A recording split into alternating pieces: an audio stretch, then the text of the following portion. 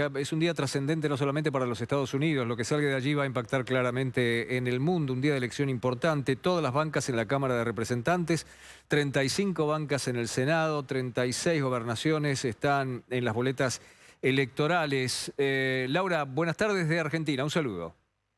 Hola Pepe, buenas tardes. Pues bueno, efectivamente son unas elecciones determinantes cuando estamos mirando a quién va a tener la mayoría de la participación en el Congreso, en la Cámara Baja, en la Cámara de Representantes. ¿Va a quedar en manos de los republicanos o de los demócratas? Eso es precisamente lo que se va a decidir, mirar quién va a quedar con esa mayoría más uno que le va a dar el poder decisivo a todas esas decisiones, valga la redundancia, del gobierno, porque recordemos que muchas de las decisiones de la Casa Blanca pues tienen que pasar también después por la Cámara de Representantes. Pero aparte de eso, encontrándome en Texas, aquí en la capital política, en la ciudad de Austin, estamos mirando específicamente qué va a pasar con la gobernación.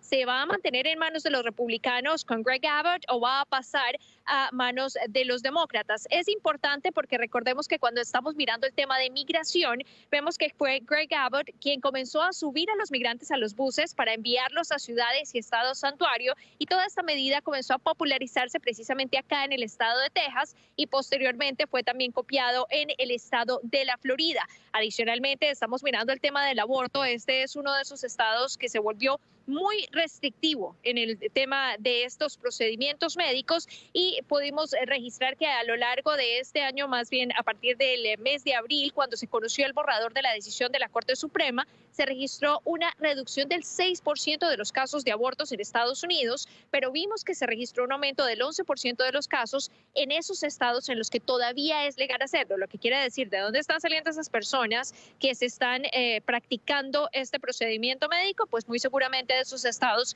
que son tan restrictivos como el de Texas, y por eso tan importante la decisión que se va a tomar aquí específicamente en si se va a mantener la gobernación con los republicanos como ha sido históricamente, o si por el contrario se pasaría a manos de los demócratas. Laura, mencionaste dos temas muy importantes, el tema del aborto y el tema de la inmigración, que son algunas de las claves por las que pasa esta elección, pero me da la sensación, por lo menos corregime si no es así, que el tema económico va a ser fundamental.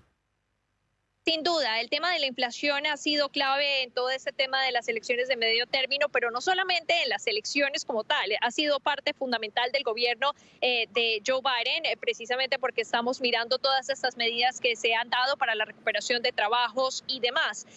Pero podemos ver precisamente que ahí es donde tiene esa incidencia la participación que van a tener los estados republicanos o los estados demócratas para saber en qué lado se van a quedar y en dónde se va a quedar la fuerza del Congreso, en dónde se va a quedar la Cámara de Representantes, si apoyando al gobierno Biden con los demócratas o por el contrario se pasaría a manos de los republicanos, que recordemos es una tendencia que no solamente se registra en Estados Unidos sino alrededor del mundo, y es que la oposición normalmente trata de precisamente poner ese contrapeso y de dificultar las decisiones de quien está al mando, y pues eso es lo que se podría definir a partir de las elecciones que se adelantan en este momento, pero muy en cuenta hay que tener, Pepe, que puede que los resultados no se conozcan a lo largo de la jornada de hoy, porque son 42 millones de estadounidenses o incluso más los que votaron de manera temprana, llegaron a registrar su voto enviándolo por correo o vinieron a estos puntos de votación desde hace aproximadamente 2 semanas en los estados en donde está permitido, y son votos que todavía no se han podido contar. Así que es imposible en este momento de marcar en dónde está la tendencia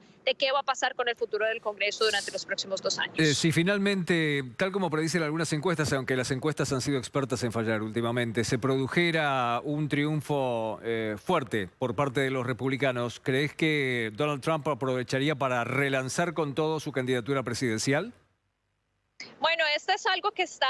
digamos, sobre la mesa, es una posibilidad que está abierta, pero lo que hemos podido ver a partir de esas encuestas, Pepe, es que también la gente ha dicho que no están de acuerdo ni que entre el expresidente Donald Trump o el actual mandatario y residente de la Casa Blanca, Joe Biden, se reelijan para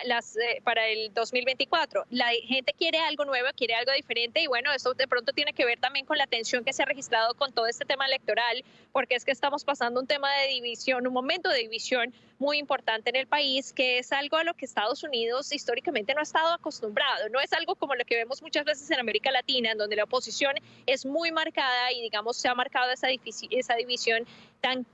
grande cómo lo estamos registrando en estas elecciones específicamente, en donde la atención está puesta en qué va a pasar. ¿Va a haber algún tipo de violencia política? ¿Va a haber algún tipo de tensión? Y es que esto fue resultado de lo que se registró 2 años atrás. Entonces, precisamente por eso es que mantenemos la atención puesta sobre eso y por eso es que muchos de los estadounidenses piden que los candidatos sean otros, pero hay que ver, todavía no, es muy temprano para saber quiénes serían los candidatos de cada partido. Estoy excedido en el tiempo, pero tengo que preguntarte esto porque las figuras principales son Joe Biden, el presidente con 80 años, Donald Trump eventualmente, si quisiera relanzar su candidatura, 76 años. El que ha estado más fuerte haciendo campaña, Barack Obama, que es un hombre muchísimo más joven, pero ya no puede ser reelecto de ninguna manera. ¿En qué momento se encuentran los partidos? Dijiste algo muy interesante, la gente quiere ver algo nuevo. ¿Aparece ese algo nuevo en el horizonte? Sea quien sea, no vayamos a los nombres.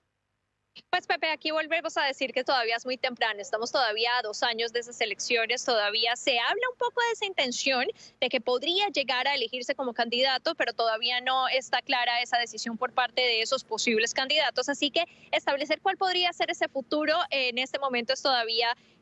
digamos, demasiado prematuro hacerlo. Por lo pronto, lo que está claro, más que mirar a las presidenciales, es